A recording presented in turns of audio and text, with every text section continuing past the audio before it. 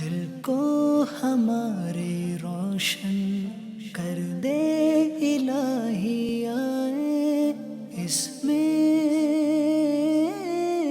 انوار حدیث۔ الحمد للہ رب العالمین والصلاة والسلام علی سید المرسلین، اما بعد فاعوذ باللہ من الشیطان الرجیم، بسم اللہ الرحمن الرحیم۔ الصلاة والسلام علیک یا رسول اللہ وعلی آلک واصحابک یا حبیب اللہ۔ الصلاة والسلام علیک یا نبی اللہ وعلی آلک واصحابک یا نور اللہ۔ مدنی چینل کے ناظرین، پروگرام انوار حدیث میں آپ کو خوش آمدید کہتے ہیں۔ اللہ پاک حدیث پاک کا نور ہم سب کو نصیب فرمائے اور احادیث طیبہ کی تعلیمات کے مطابق عمل پیرا ہونے کی توفیق عطا فرمائے۔ ہمارے پیارے نبی صلی اللہ علیہ وآلہ وسلم کا فرمان ہے کہ بروز محشر تین طرح کے اشخاص وہ ہوں گے جنہیں اللہ اپنے عرش کا سایہ عطا فرمائے گا۔ ان میں سے پہلا شخص ارشاد فرمان جو میرے کسی امتی کی پریشانی کو دور کرے۔ دوسرا وہ شخص ہے کہ جو میری سنت کو زندہ کرے، اور تیسرا وہ شخص جو مجھ پر کثرت سے درود بھیجے۔ یہ وہ خوش نصیب ہیں جنہیں بروز محشر اللہ اپنے عرش کا سایہ عطا فرمائے گا۔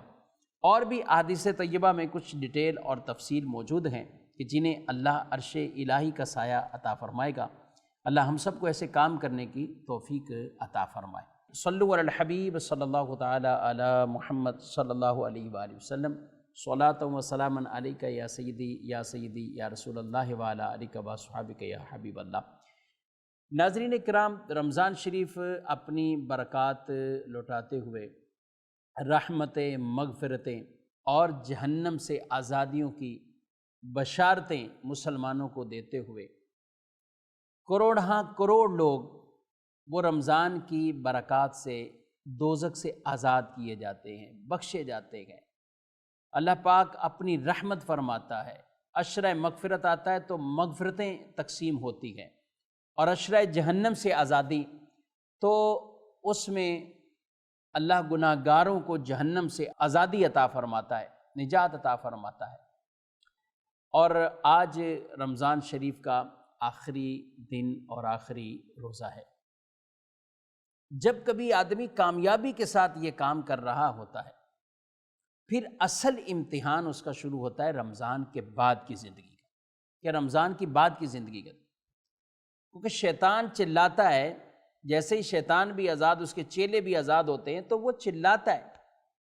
ایک تو رمضان میں بخششیں ہوئیں، اور عید کے اجتماع میں اللہ پاک کی طرف سے بخشش کی اعلانات ہوتے ہیں، منادی ندا دیتا ہے، اور جتنے لوگ آئے ہوئے ہوتے ہیں رب تبارک و تعالیٰ ان کی مغفرت فرماتا ہے۔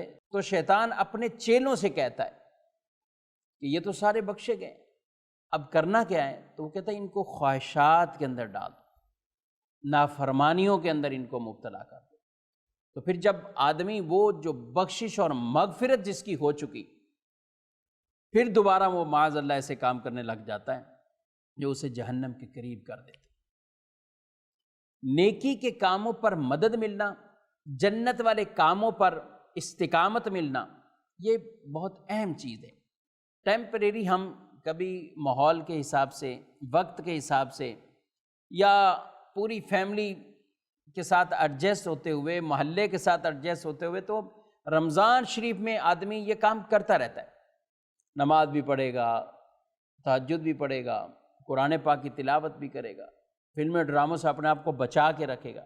لیکن جیسے ہی رمضان شریف ختم ہوتا ہے تو اس کے بعد کی جو زندگی ہے وہ بڑی ایک عجیب سی زندگی بعض لوگوں کی، بلکہ اکثر افراد کی، کہ وہ جس نے پورا رمضان شریف گویا کہ پریکٹس کر لی اور مسجدوں میں آتے رہے، وہ عید آتے ہی مسجدوں سے دور ہو جاتے ہیں۔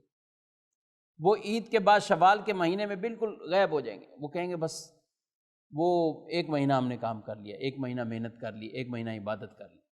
پر رمضان نے تو ایسی پریکٹس آپ کو دی ہے کہ اب آپ آرام سے اپنے معاملات کو بھی چلاتے ہوئے اور آپ اللہ پاک کو راضی کرنے والے کام کریں۔ لیکن جنت کے راستے میں ظاہر ہے جنت کے ارد گرد وہ مشکلات ہیں۔ وہ کیسے؟ آج میں نے جو حدیث پاک بیان کرنی ہے کہ اللہ پاک نے جب جنت کو پیدا کیا، جنت کو بنایا اور دوزخ کو بنایا، تو پھر کیا ہوا؟ آئیے یہ حدیث سنتے ہیں۔ حضرت ابو ہریرہ رضی اللہ تعالیٰ عنہ بیان کرتے ہیں کہ رسول اللہ صلی اللہ علیہ وآلہ وسلم نے فرمایا لما خلق اللہ الجنت والنار ارسل جبریل الی الجنت۔ آپ صلی اللہ علیہ وسلم فرماتے ہیں جب اللہ نے جنت اور دوزخ کو بنایا، پیدا کیا، تو جبریل کو جنت کی طرف بھیجا اور جبریل امین سے فرمایا فقال انظر الیہا، فرمایا کہ دیکھو اس جنت کی طرف، وَإِلَى مَا أَعَدتُّ لِأَهْلِهَا، اور ان چیزوں کی، ان نعمتوں کی طرف دیکھو جو میں نے جنتیوں کے لیے تیار کی ہیں، ان کی طرف دیکھو۔ جبریل امین جاتے ہیں، جا کے جنت کو دیکھتے ہیں اور جو کچھ جنتیوں کے لیے تیار ہوا ہے وہ سب کچھ دیکھتے ہیں۔ عظیم الشان محلات ہیں، نعمتیں ہیں، سکون ہے،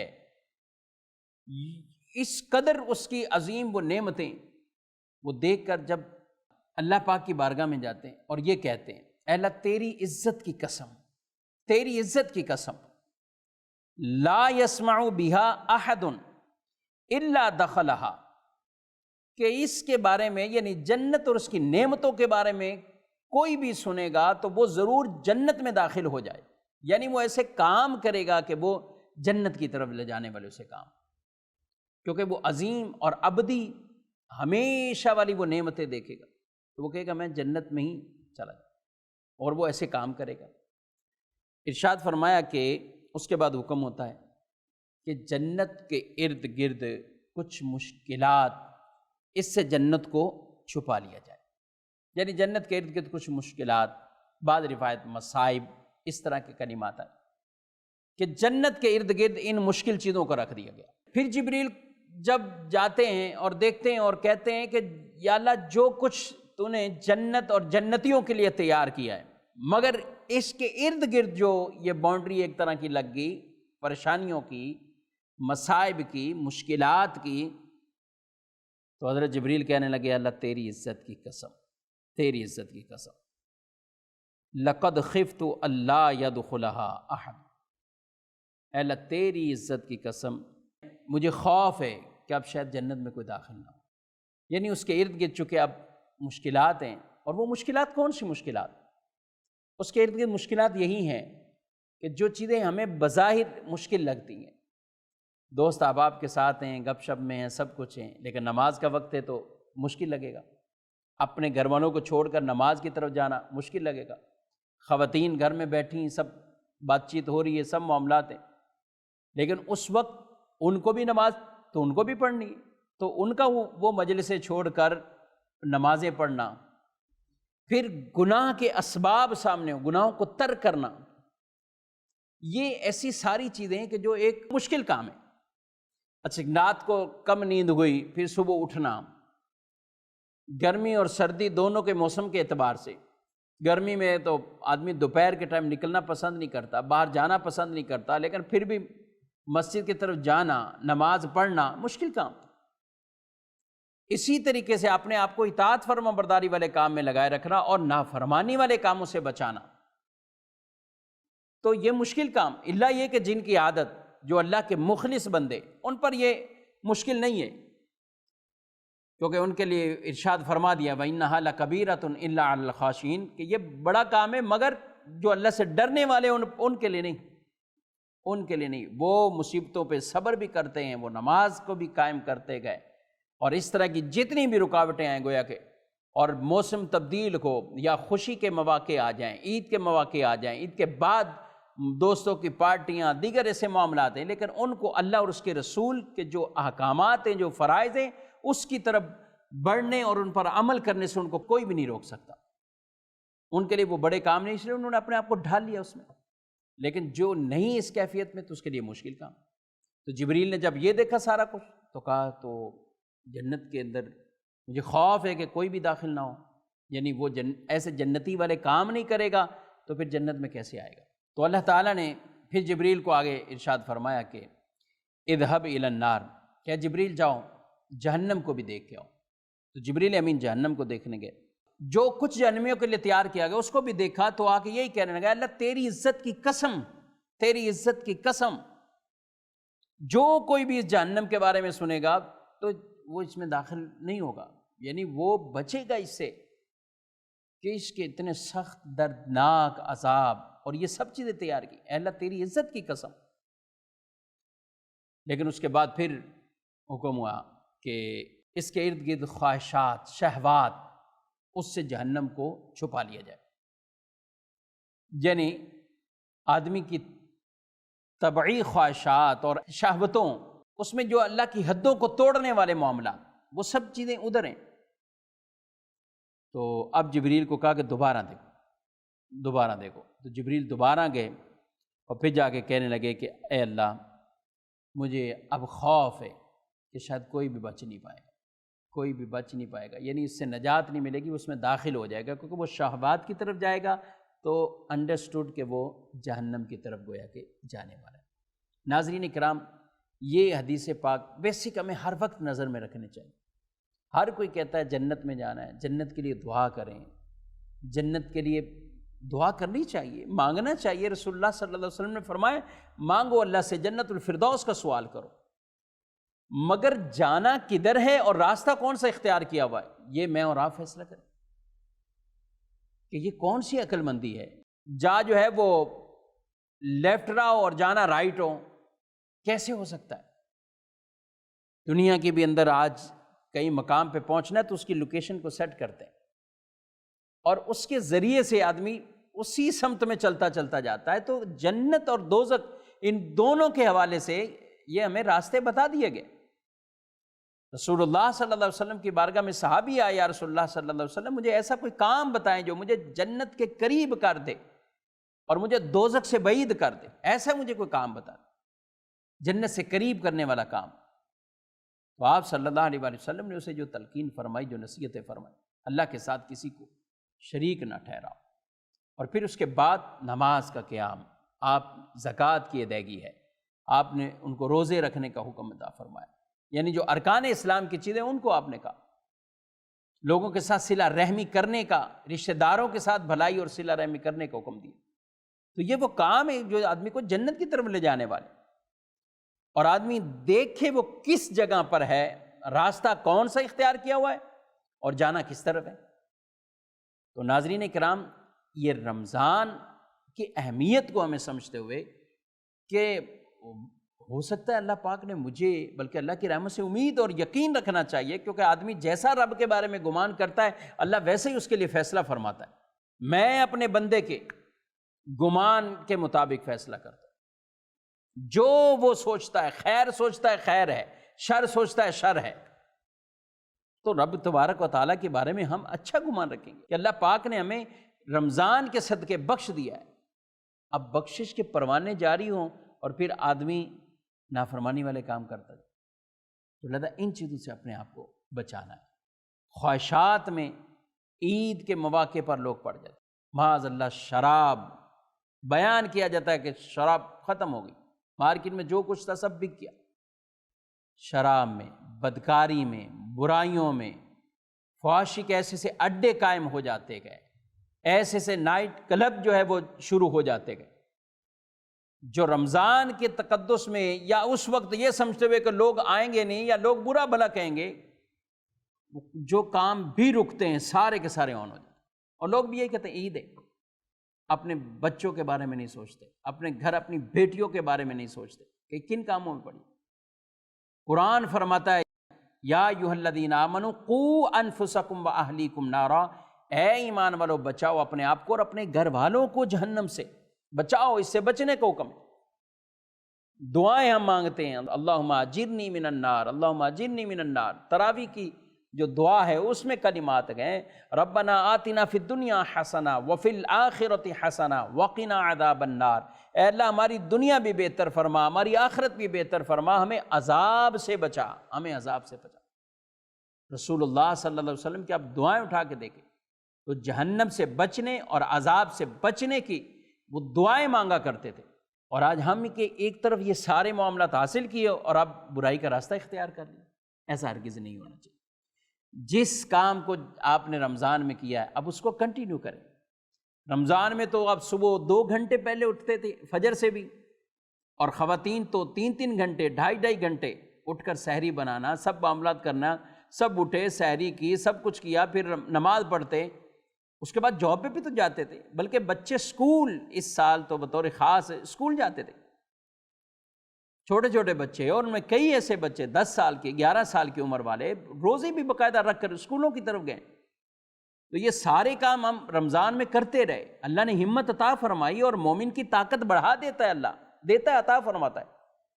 اب جیسے ہی رمضان گیا پورا کلوز کر دیں ہم سلسلہ، ہرگز ایسا نہیں ہونا چاہیے، ہرگز ایسا سلسلہ نہیں ہونا چاہیے۔ اب تو آپ کو یہ کوئی نہیں کہہ رہا کہ 2.5 گھنٹے آپ پہلے اٹھیں، آپ فجر کی نماز میں اٹھ جائیں، فجر کی نماز ادا کریں۔ اب آپ کو رات کو عشاء کے بعد کوئی تراویح نہیں پڑھنی، اب آپ عشاء کی نماز کے لیے تو وقت نکال لیں۔ تو جن چیزوں کے لیے ہم رمضان میں اس قدر وقت نکالتے تھے، اب تو اتنی ذمہ داریاں نہیں ہوئیں۔ اللہ کا شکر ادا کریں، اللہ نے آپ کو توفیق دی اور آپ نے یہ سارے معاملات کیے، اور نہیں بھی کیے بالفرض، آپ تراویح نہیں پڑھتے رہے کوئی، لیکن فرض نماز تو فرض ہے۔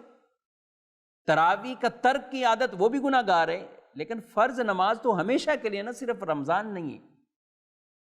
تو اس لیے محترم ناظرین کرام، اپنا ایک مائنڈ بنائیں کہ رمضان کے بعد بھی مجھے ایک اچھی اور بہتر زندگی گزارنی، اور اللہ اور اس کے رسول کے فرامین کے مطابق گزارنی۔ لہذا ہر اس کام سے ناظرین کرام اپنے آپ کو بچانا ہے جو آدمی کو جہنم کی طرف لے جانے والا۔ حضرت ابو سعید خدری رضی اللہ تعالیٰ عنہ بیان کرتے کہ رسول اللہ صلی اللہ علیہ وسلم نے فرمایا کہ جنت اور دوزخ، ان دونوں کا آپس میں کوئی گفتگو ہوئی، بحث ہوئی، اور ایک دوسرے پہ انہوں نے فخر کیا، برتری کا اظہار کیا۔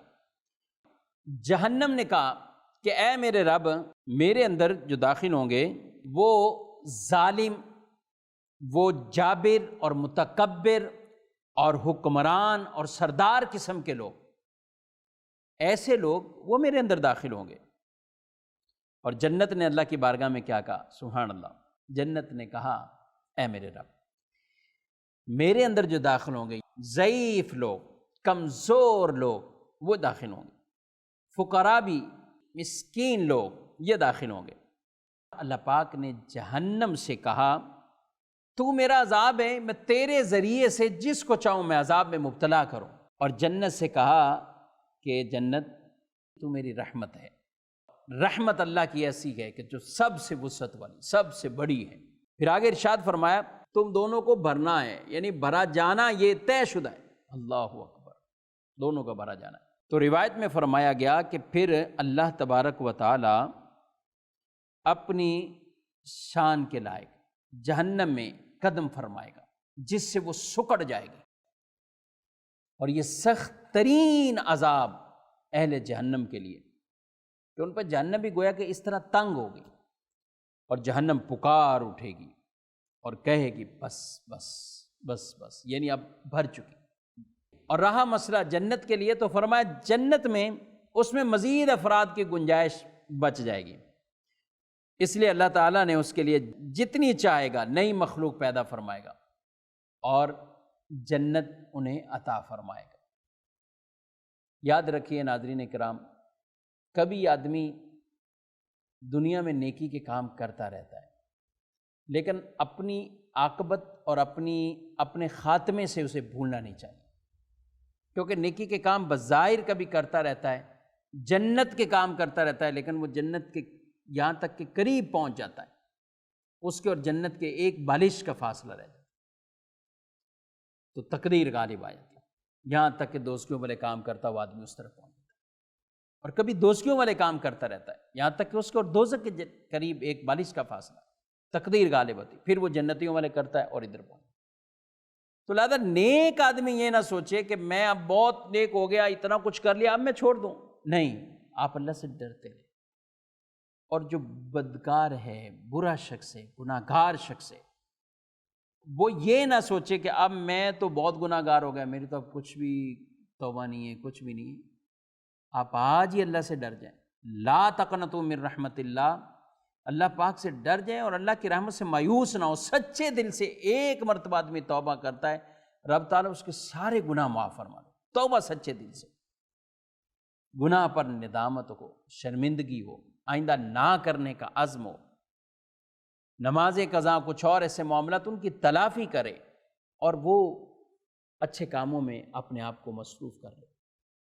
تو ہمیں تو یہی کوشش کرنی کہ رمضان کے بعد بھی ہم جنتیوں والے کام وہ جاری رکھیں، جتنے کام اللہ اور اس کے پیارے رسول صلی اللہ علیہ وسلم نے فرمایا وہ ہم کام کریں گے، کم از کم اپنی فرائض نماز کے اندر اور فرائض چیزوں میں کسی طرح کی کوتاہی نہ ہو۔ نماز ہی صرف فرض نہیں، گناہ سے بچنا بھی فرض ہے، برائی سے بچنا بھی فرض ہے، بدکاری سے بچنا بھی فرض ہے، بد نظری سے بچنا بھی فرض ہے، جھوٹ غیبت چغلی سے بچنا بھی فرض ہے، خیانت دھوکے سے بچنا بھی فرض ہے۔ یہ ساری وہ چیزیں جو فرائض کے اندر آتی، کئی کرنا فرض ہے اور کئیوں سے بچنا فرض ہے۔ حلال بھی بین ہے، حرام بھی بین ہے، اللہ پاک نے سب کو بیان فرما دیا۔ تو لہذا ہم یہ اپنے آپ کو دیکھیں کہ ہم کس طرف اور کس سمت میں جانے والے کام ہم کر رہے ہیں۔ اللہ پاک ہمیں اہل جنت والے کام کرنے کی توفیق دے اور جنتی راستے پر ہی ہمیں استقامت عطا فرمائے، ہمارے بچوں کو بھی، ہمیں، ہماری نسلوں کو بھی نار سے بچائے، عذاب سے بچائے۔ اللہ کی بارگاہ میں دعا بھی کرتے رہیں، وقنا عذاب النار، اللہم اجرنی من النار، اللہم اجرنی من النار۔ اے اللہ مجھے جہنم سے آزاد فرما دے، بچا دے، اور مجھے عذاب نار سے محفوظ فرما دے، اور جنت کا اللہ سے سوال کرتے رہیں، اور جنت الفردوس کا سوال کرتے رہیں کہ جب آدمی جنت کا سوال کرتا ہے تو اسے عطا کی جاتی ہے۔ جنت کا سوال بھی کریں، جنت کے راستے پر چلیں بھی۔ اللہ پاک ہم سب کو عمل کی توفیق عطا فرمائے، آمین بجاہ النبی صلی اللہ علیہ وسلم۔ دل کو ہمارے روشن